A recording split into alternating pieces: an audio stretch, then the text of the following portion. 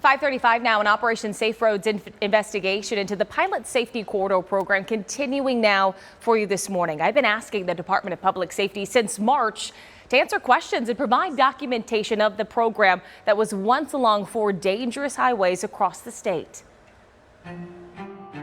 ADOT, the Governor's Office of Highway Safety, and DPS creating this program in late 2016. They had signs up like this, letting drivers know there would be zero tolerance for bad behavior, ticketing those as a way to try and cut down on crashes. The program quietly ended in 2020, and many ABC 15 viewers calling and emailing our Operation Safe Roads hotline to say, you never saw troopers out there, which may indicate why the program saw a rise in crashes, according to ADOT. I think if you're going to have a sign and you do nothing, then you lose faith in that institution saying, hey, we're looking out for your safety. I spoke with Robert Kirkpatrick about this too after he said he made his daily drive on the US 60 in the East Valley when the program was operational. So were troopers actually making an effort to change driver behavior?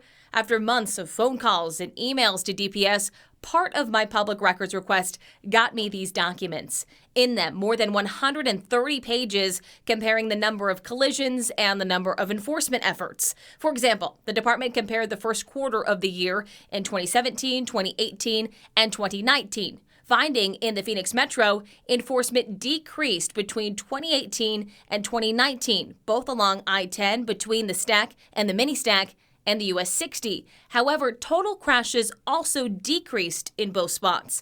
Highway Patrol finding a more obvious correlation on rural highways with a lack of enforcement and an increase in crashes from 2018 to 2019. The document's also going over the number of drivers who saw those flashing lights in their rearview mirror. If we catch you doing those things in those zero tolerance zones, you will be pulled over. But the report finds only a small portion of them actually received a ticket in those zero tolerance zones. Fiscal year 2017 data showed troopers stopped 28,253 drivers, but the total number of citations issued for speed, child restraint, seatbelts, and DUI came to 7,845, which means only 28% of drivers who were stopped were actually issued a citation for these violations. I sent a request to DPS asking what happened to the other 72% of drivers, and would the program have been more successful if troopers followed the program's design? No response from the department, and none of my questions have been answered since I began looking into this about 4 months ago.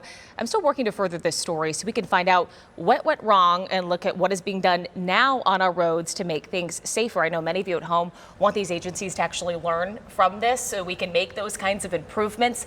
And I have been reaching out to DPS. About 2 weeks ago, I reached out to them. No response. Reached out again a few days later. Still no response. So I'll continue to make sure that I check in with them. I think it's important, though, to bring this up. And there's a real reason why we're pressing for these answers. Obviously, safety is one of them.